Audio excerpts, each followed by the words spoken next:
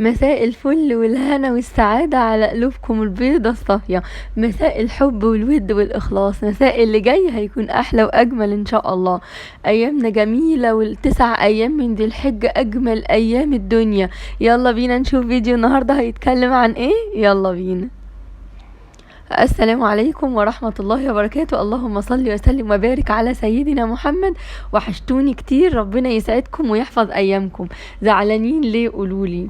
لو الأولاد مغلبينكم بكرة الدنيا هتعدي، ودي تبقى مجرد ذكرى. المهم تتأكدي انك ربيتي أولادك صح. ولو زوجك مضايقك بركعتين في قيام الليل تدعي ربنا يهديهولك، هيهديهولك ويصلح حاله ان شاء الله بإذن الله.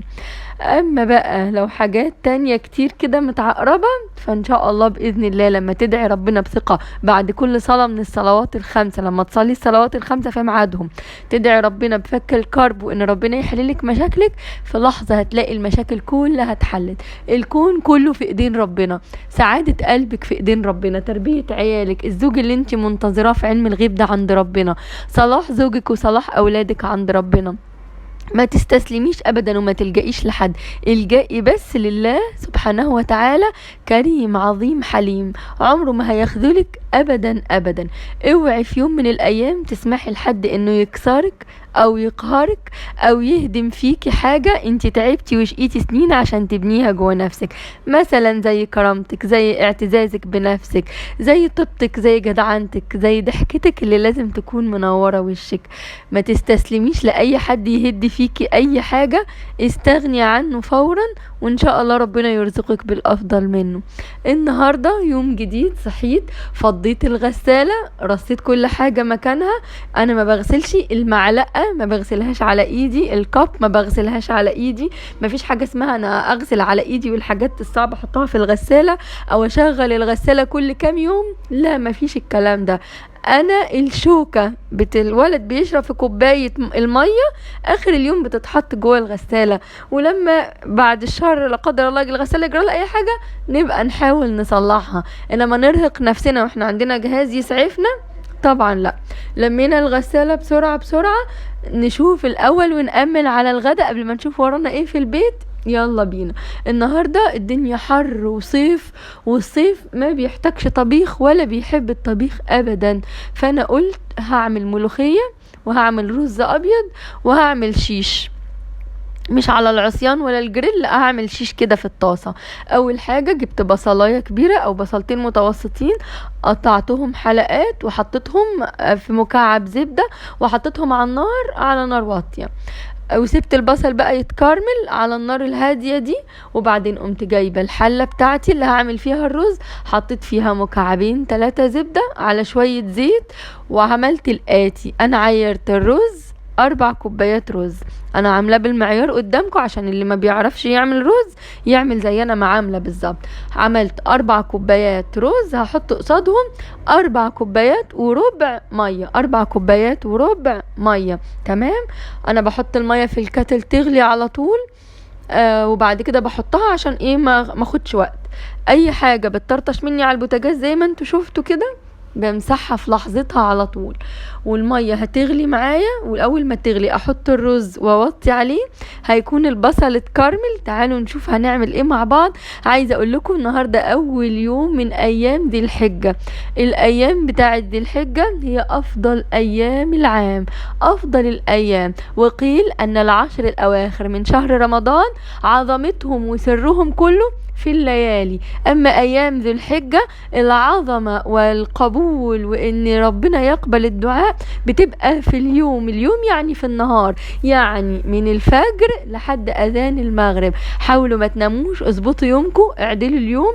حتى لو متعودين تصحوا من النوم متأخر في ذو الحجة ما ينفعناش الكلام ده، طول النهار تكبير وتهليل ونحمد ربنا وحوقلة واستغفار.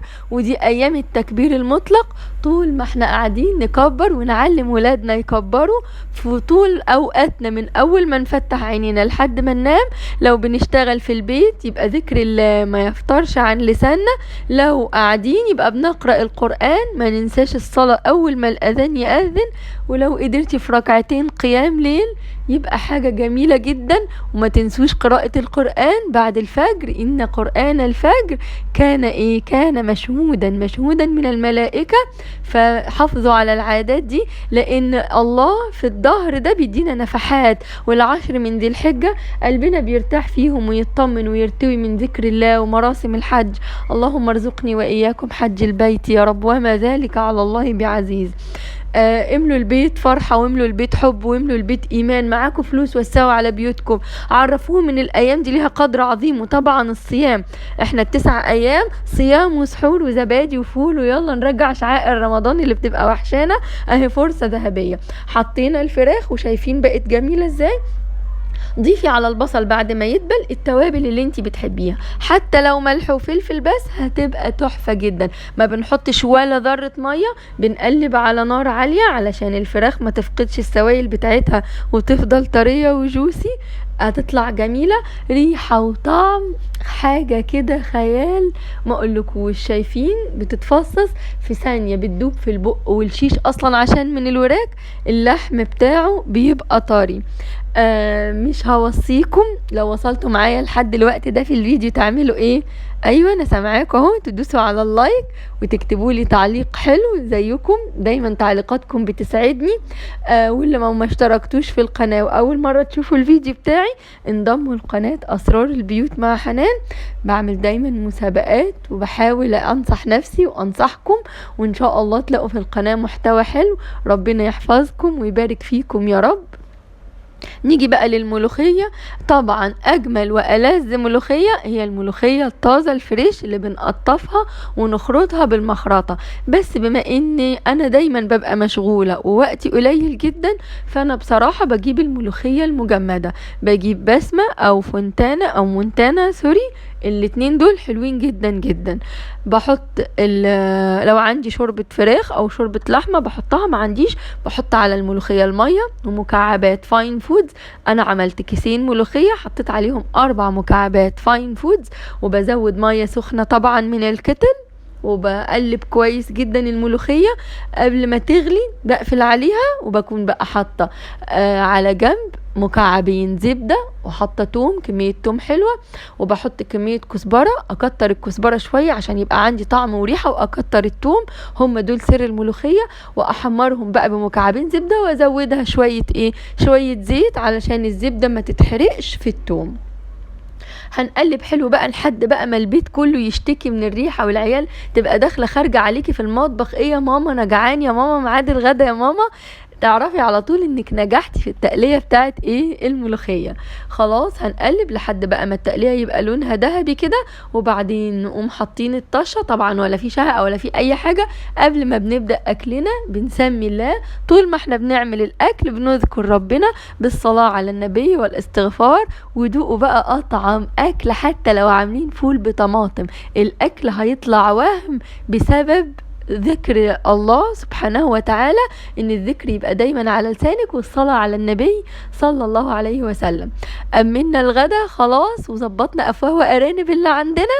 نكمل بقى ونشوف ايه اللي ورانا في البيت بعد كده. عملنا الاكل وطرطشنا وعملنا المطبخ وبهدلناه، روقنا ونضفنا ولمعنا البوتاجاز، وكل حاجة بقت زي الفل. يلا بينا بقى على الشقة ونشوف هنعمل ايه النهاردة. كان عندي شوية خضار في التلاجة مكسلة اغسلهم بقالي يومين، والولاد متعودين يسحبوا من التلاجة، قمت انا غسلاهم ومظبطاهم. طبعا الموبايل بتاعي بايظ، وشايفين الكاميرا عمالة تتهز ازاي. حاول اصلحها الايام اللي جاية، بس كمني ما عنديش وقت. نكمل بقى. احنا كنا وصلنا للريسبشن، فكيت الستارة بتاعة الطرقة وحطيتها في الغسالة تتغسل بشوية اريال. ارجع بقى انا تاني للريسبشن، قمت واخده بقى المفارش كلها، كل مفرش قابلني اخدت المفرش بتاع ترابيزه الانتريه والمفارش كلها اللي تحت الاباجورات، وكمان كان عندي الفواكه دي موجوده في الطبق اللي على السفره. قمت بقى كل شويه خلاص اتفككت والالوان اللي عليها بدات تقع والطبقه اللي فوق الفل دي بدات تتقشر، فانا بيني وبينكم قمت مقلعه الفواكه كلها الهدوم، وهبقى الونها معاكم ان شاء الله في فيديو جاي. وبعدين شلت مفرش السفره نفضته وحطيته مع المفارش التانية بشويه اريال. المفارش الاول شطفتها في ميه وحطيتها في شويه اريال، بلمع بقى طبعا بدوني متخفف بميه. ليه بختار الدوني؟ عشان فيه نسبه زيت بيلمع الاخشاب وبيدي ريحه في المكان لمده يوم، والتاني بتبقي مبسوطه بالريحه جدا. خلاص المفرش بينشف هوا طبعا لانه هو قماشه خفيف جدا. انا حطيته بقى تاني مكانه في ساعتها، بلف الحاجه كده علشان ادي شكل للمفرش يبقى جميل، والسفره خلاص بقت زي الفل. لمعتها ولمعت الكراسي ولمعت الطبق الفاكهه ولمعت الشمعدانين اللي عليهم الشمع. بص شكل السفرة النهائي بقى شكله جميل جدا، حاجة في منتهى الجمال. بقيت بقى المفارش، انا خلاص الترابيزة دي طبعا كانت مليانه تراب لان انا بقى كنت مهتمه بنص الشقه الجواني ومسايبه ده لحد ما اخلص. خلاص اهي بلمعها كله بنفس الحاجه، دوني متخفف بميه، الحاجه هتبقى زي الفل.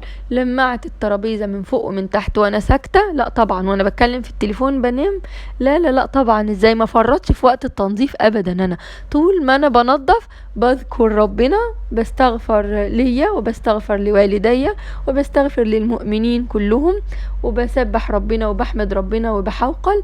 مسافة ما تخلصي تنظيف تلاقي نفسك خدتي جبال من الحسنات، جبال من الحسنات بجد ما بتنتهيش. دخلت بقى على النافورة الصغيرة دي ولمعت الترابيزات الرخام التلاتة ورصتهم وحطيتهم مكانهم. لما برش بقى الدوني بيبقى حاجة جميلة جدا. وقمت رايحة على ترابيزة التلفزيون نازلة عليها نازلة عليها حتتك باتتك ومنضفاها. عملت الحاجات دي كلها ولسه طبعا فاضل لي حاجات تاني. انما بقى افضل اكمل في الشقة واتسحل فيها من عمايل اكل لتنظيف وترويق، لا لا لا لا يمكن ابدا. ده انا عندي ميعاد كل يوم مع الولاد ان احنا بننزل نتمشى بعد المغرب كده، نجيب حاجة نقزقزها ونجيب حاجة ناكلها، نتكلم سوا، نبعد عن الشاشات وعن الموبايلات، كل واحد يحكي حاجة وانا ارد عليهم بحاجة، نحكي سوا ونتعلم من حكاوي بعض ومن اخطاء بعض، ونرجع بقى مفرفشين وفايقين ومبسوطين عاملين اللي علينا، ما عملناش حاجة تغضب ربنا، بنتمشى مع اولادنا فما فيهاش ذنوب ولا حاجة ان شاء الله. نجيب ايس كريم، نجيب زبادو، نجيب بيبسي، نجيب اللي احنا نفسنا فيه، ونطلع بقى البيت بمود جديد كده ومفرفشين. وما تنسوش انا عن نفسي عاملة حلقة قرآن في البيت مع الولاد، انتي كمان لو بتعرفي في التجويد اعملي حلقة مع اولادك، مفعولها ساحر جدا. بصوا المعاناة في الكاميرا، بعاني فعلا على ما اطلع لكم مقطع، والله المستعان. بحبكم جدا في الله، ما تسمحوش لحد يضايقكم، انتي مصدر السعادة لروحك ولبيتك وجوزك واولادك. تغفلوا عن الحاجات اللي بتضايقكم وعدوا الدنيا عشان يومين وهيخلصوا، والدنيا مش مستاهلة ابدا. عايزة اقول لكم اني بحبكم جدا جدا ومش عايزاكم تغيبوا عليا ابدا، ولما بتغيبوا عليا انا عارفاكم بالاسم وبعرف ان انتوا غايبين، طمنوني عليكم في التعليقات. بحبكم في الله، املوا الدنيا تكبيرات، دي ايام التكبير المطلق في اي وقت واي زمان واي مكان. الله اكبر الله اكبر الله اكبر، لا اله الا الله، الله اكبر الله اكبر ولله الحمد. اشوفكم في فيديو قريب مليان امل وسعادة واخلاص وحب وتفاؤل. دمتم في رعاية الله، والسلام عليكم ورحمة الله وبركاته يا حبايبي.